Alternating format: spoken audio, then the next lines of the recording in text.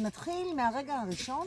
בשיחת הטלפון הראשונה כבר הבנתי שזה זה.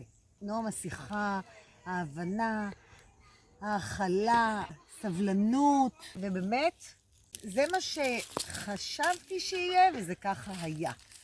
זה פשוט מרוקן, זה שינוי אנרגטי, זה נעים, זה קליל, זה זורם, זה משפחתי וזה מגבש מאוד, וזה כל כך היה כיף לראות את כולם נהנים במסלול כל כך מיוחד. ואז הגענו למחנה, וזה מחנה לשמו.